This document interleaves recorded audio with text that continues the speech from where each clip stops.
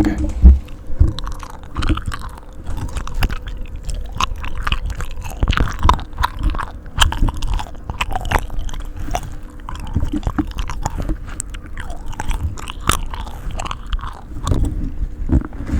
Today's gonna be a quick one. It's 4:30 in the morning. It kind of sounds like there's a war going on outside. Not really, that was an exaggeration. Maybe this is not the time to make comments like that.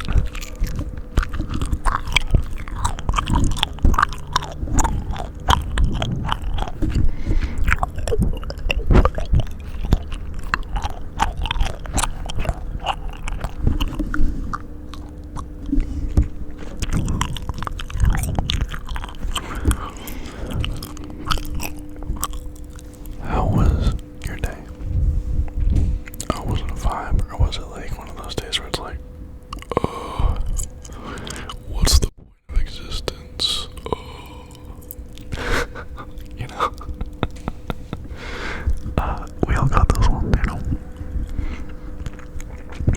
But I totally get how it's very depressing to have like 100 of those days in a row.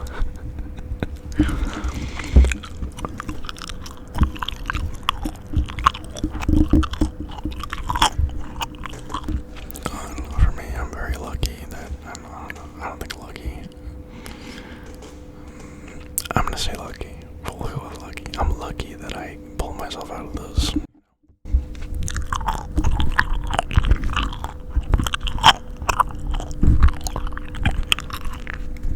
Like I remember when I don't know, when I was prescribed like antidepressants and anti-anxiety meds.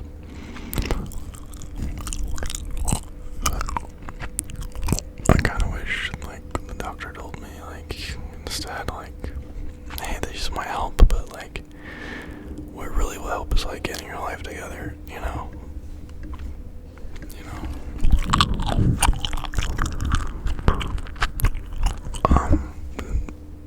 None of those medications, SSRIs, worked for me, not a single one. But I do know people that it helped, so for me, no. The only thing that helped me really with my mental perception of things was a ketamine infusion. Like not like ketamine, but like a doctor injecting you. They're giving you an IV with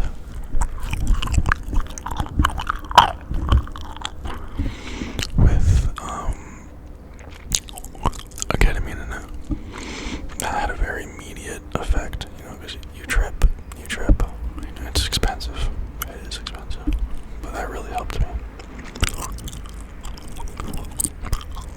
And then that kind of like opened my eyes to like, oh my gosh, I should live, you know. Oh, I used to be so depressed. Oh my god.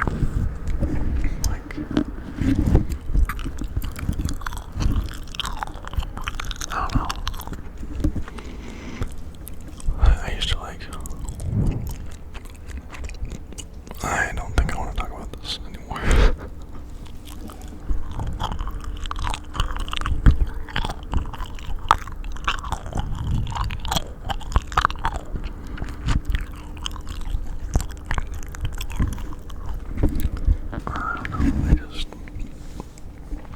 I think that I forgot, what was it? It was an Australian study that came out. It was in the last 6 months. It said like exercise is a few times more effective than SSRIs. And I think that's definitely true.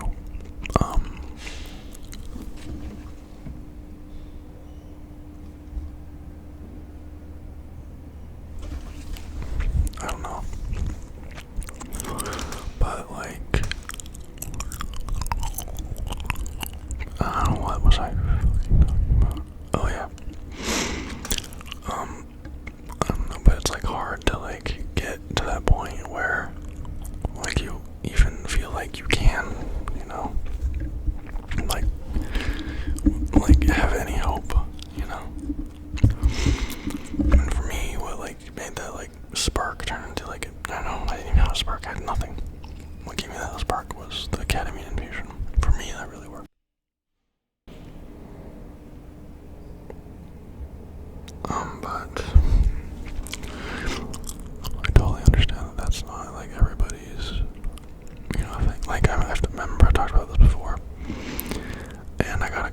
was like, yeah, that didn't do anything for me, you know. And, well, I guess I get it though, because like some people, like SSRIs work for them. It doesn't work for me. I don't know. I'm not on anything right now.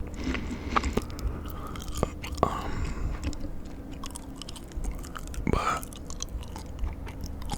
yeah, I don't know. But that ketamine is like intense stuff, you know. It's not like with SSRIs, like you gotta like we take them for a while before they do anything at all, right? With the ketamine, it was like very like immediate, like half an hour after being like, you know, after having it go through my veins, I was like, holy shit, man.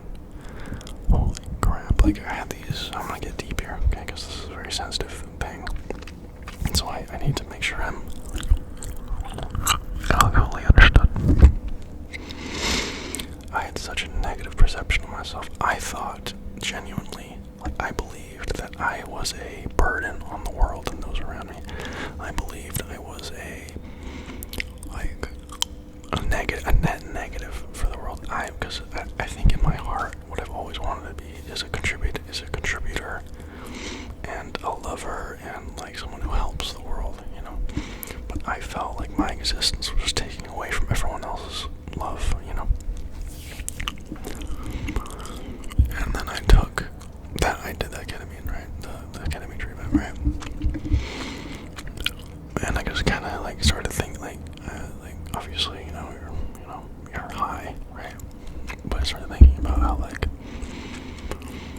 I didn't pay for the ketamine. It was like $200 a session, I believe, and I could not afford that. It's about $1,200 in total, right? Over the course of like 2 months, I could not afford that, you know. So I asked my parents to pay for it, like for me, right? And like, because they saw I was so upset that I existed, you know.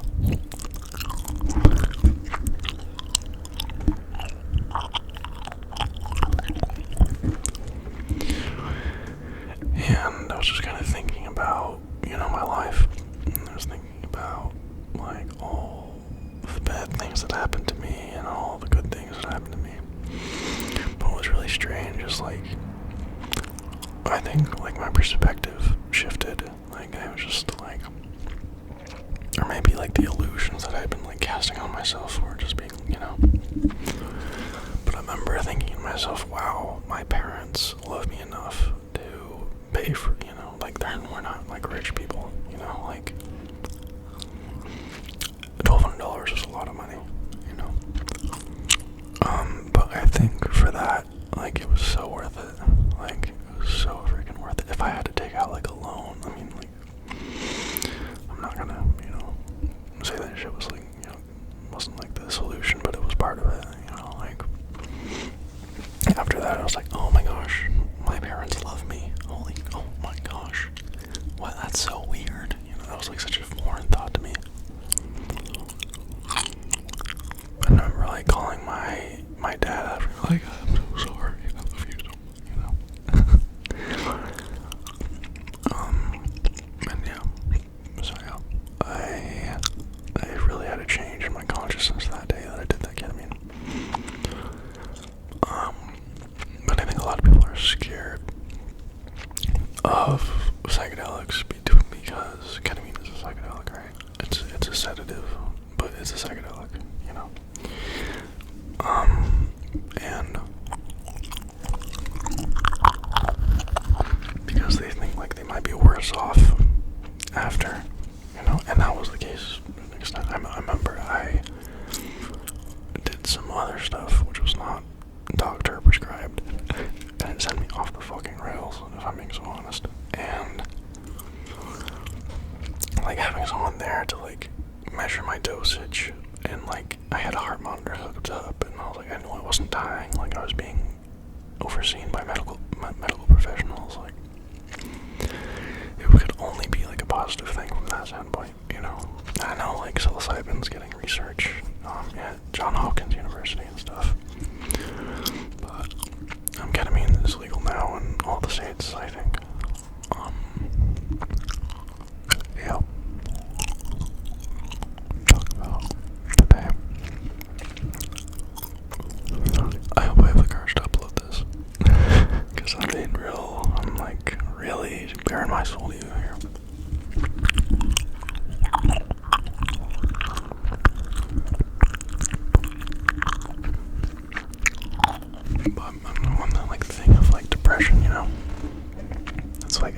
just take that first step, you know? I don't know, for me, depression was kind of like an addiction, you know, like, it was so easy for me to, like, say, like, instead of, like, trying, it was easy to say, oh, it's fucked anyway, so why would I, you know, even try? It was, like, an easy way, you know, like, nature takes the path of least resistance, and that was the path of least resistance, and then I was like, oh, man, it's really hard to be depressed, and it's hard to not be depressed, like, which hard do I want, you know? I just, like, I'm not talking about, like, anyone, like, I can only speak from my personal experience, and that shit sucks, you know, like, oh, just believing there's no, like, what reason to live, ugh, terrible stuff, really terrible stuff, but, you know,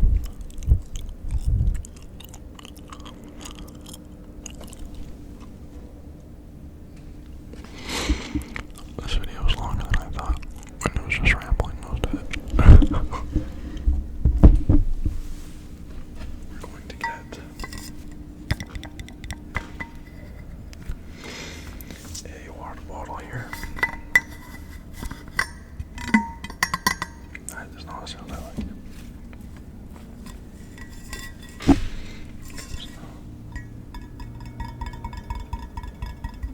Oh no.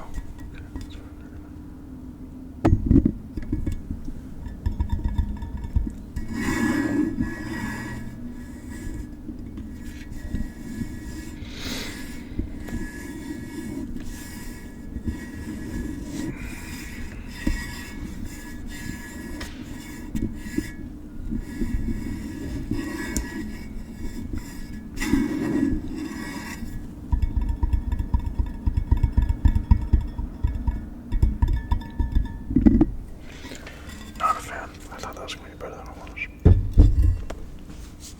Anyway. We covered some deep topics tonight. Oh. There was definitely water in that bottle.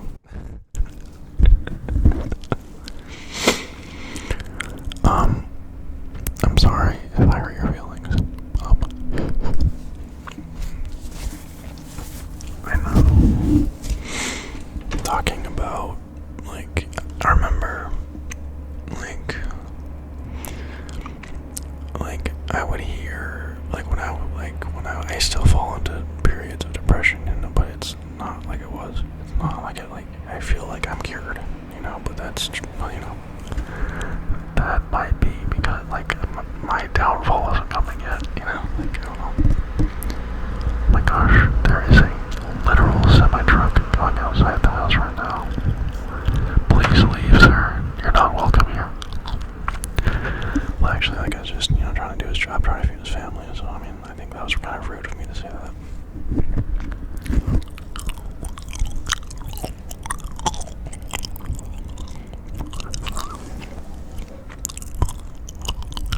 And man, what was I? Oh yes, I remember. I remember I would go to my psychiatrist, and she was a she.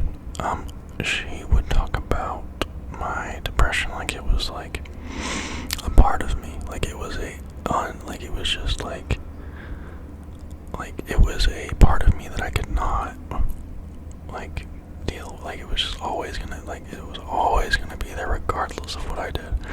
I remember she said to me one time, like, yeah, you're gonna deal with this for the rest of your life, no matter what, like, I remember, like, and she said, like, you're always gonna feel this way, so you have to, like, deal with feeling this way, you know? And I think that was really, really bad for me. I think that was so bad for me to, like, hear that this was, like, normal for me. Like, to hear that this is, like, this is my life now, basically, is what, like, that's probably not how she meant it, but that's what I heard, you know?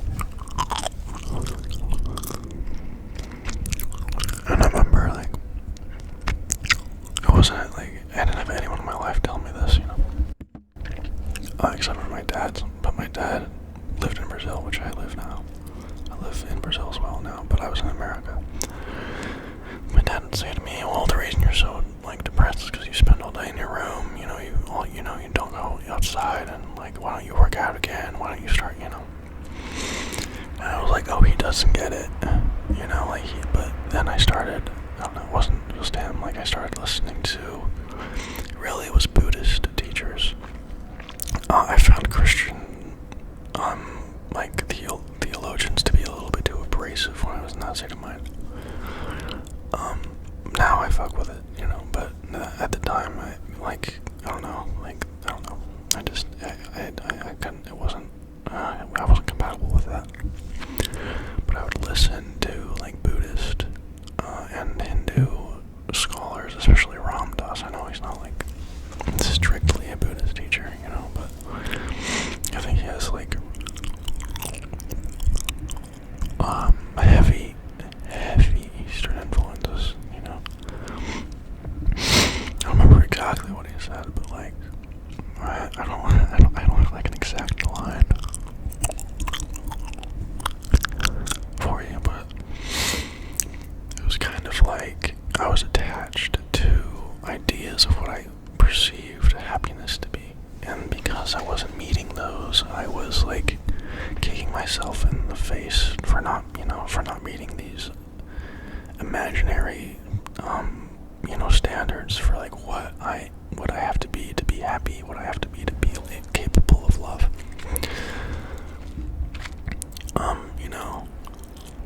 And I think I just kind of shed those, even though I work out, kind of because I think if I don't, I'm not gonna be worthy of love. I think if I get really, I don't know, if I really become physically incapable, then I am not worthy. I can't provide.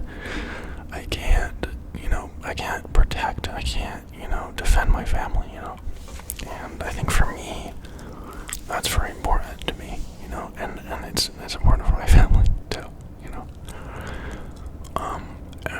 but someday I'm gonna grow old, and I won't, or maybe I'll even be in an accident or have a stroke or something, and I can't provide anymore, I can't protect, I'll just be I don't know, I hope that I have people that can take care of me, I don't know, I hope I have at least, I don't know, I don't want to go to a nursing home. I know people that work in there, and it's just not a vibe. I'd like to say I hope I have children that want to take care of me, I'm not going to have children with the intention that they are going to take care of me. I think that's really,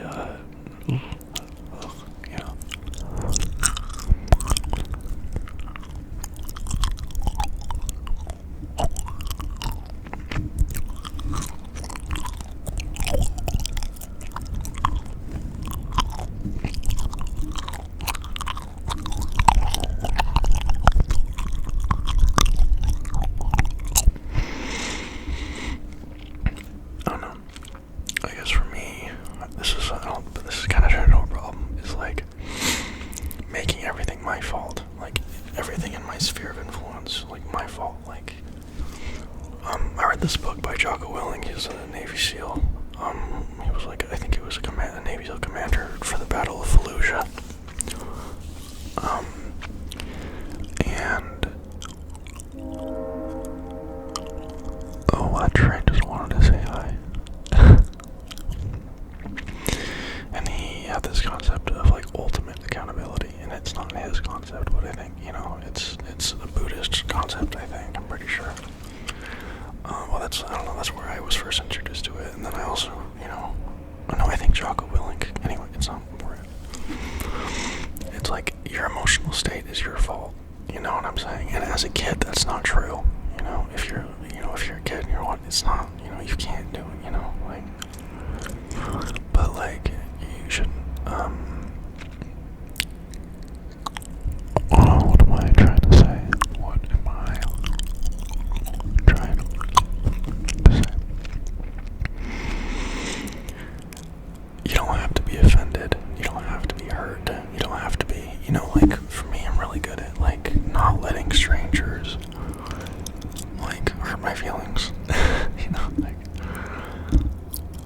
Like, not because I'm like, I've cut myself off to like, oh, they got, you know, like, fuck that guy. That's not what I mean. Like, if a stranger doesn't like me, or just have no, like, you know, like, that doesn't happen often, right? But like, when it does, it's like, oh, they have something going on in their world. It's not about me, it's about them, you know? And I think that's important to like let go of that, you know, like, it's my fault that they're feeling that way. You know, like, of course, if you're on like a romantic relationship with somebody, it's different. Or if you have kids, it's different because you're, you know, directly over, you're their parents or you're their partner. So like, they should be able to depend on you. They should be able to feel like you can have a portion of their emotional responsibility, more so in the case of you know, romantic relationships than, you know, parenting. I think parents should have, you know, complete emotional responsibility for their children. Like, they should feel bad when their kids feel bad, you know. Well, and then there's, you know, of course, the building of discipline, which is a whole new thing. I don't even understand that. I'm building discipline on myself, and it's hard, you know. Anyway, I think that it's important to take responsibility for your life, you know, and like, there's been so many times in my life where I could have said, you know, like, oh, I was, you know, this, I was, you know,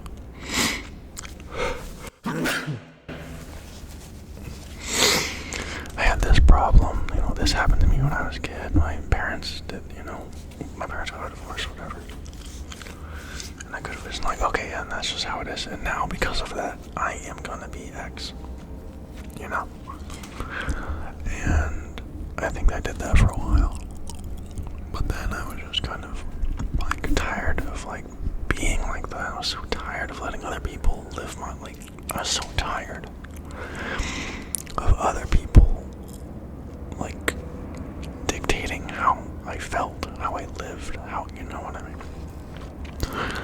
And so I just was like, I don't care. Like, I just, you know, I said earlier, like, no, fuck you. But like, for a certain extent, like, I had to be like, fuck you. Like, I'm not gonna do this fucking charade anymore. I'm not gonna live like my parents. I'm not gonna let my situation dictate my situation. I'm not gonna let my environment dictate what I am. You know what I'm saying? And so then, yeah, I don't know. It's an ongoing process. I'm still dealing with a lot of stuff, but I've made tremendous strides in the past year. You know, like, I don't know, I'm kind of apprehensive to talk about this stuff, but bet we're gonna get some, I don't know, fighting in the comments probably, but that's my truth, you know. And I can't talk about your, you know, like, it's not like I'm just talking about from mine, you know. Even though I say like you have to, but like the reason I say like you have to is because that's how I talk to myself. Like, when I, like, if I am mad about something, then I have to look at what my place in me being there was, you know. And then I'm like, bro, blah blah blah blah. Like, if I don't, let's say, I don't know, if I drank a lot, this is just an example, right? This is a pretty shallow example, but I think it, you know, it's good. Is if I'm like feeling really shitty after I drink so much the night before, like alcohol, a lot of alcohol the night before, then that's my own fault. That's all my own fault. That's my own fault. You know? And I can't be, well, I gotta be mad at the person, the bartender, like, that's ridiculous, you know? So, yeah. I'm sorry if I'm talking too much. This is really sensitive stuff to me, but I don't know. Like,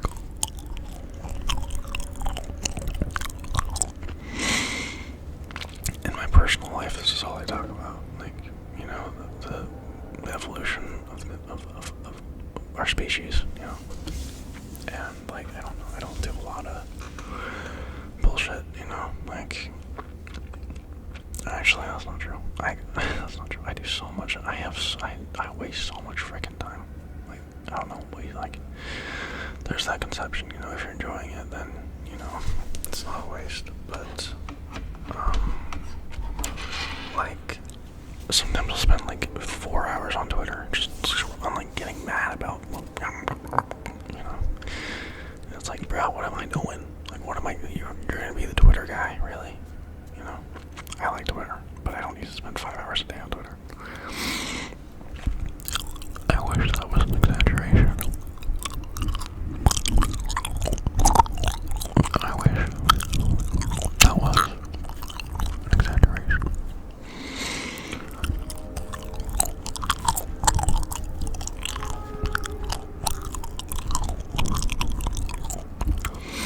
It's almost 5 a.m. Everyone's waking up. The buses are out and people are driving to work and stuff, so this video is probably going to be over soon. Oh, well. I don't know. I just stopped. I don't know. I'm in the process of stopping. Of stopping the behaviors that make me feel like shit. Like, I haven't done this for like years, but I used to do a lot of like casual relationships, like one night stands and stuff. And God, that left me feeling so empty. That left me so empty. Because I didn't want that. I wanted someone to love me,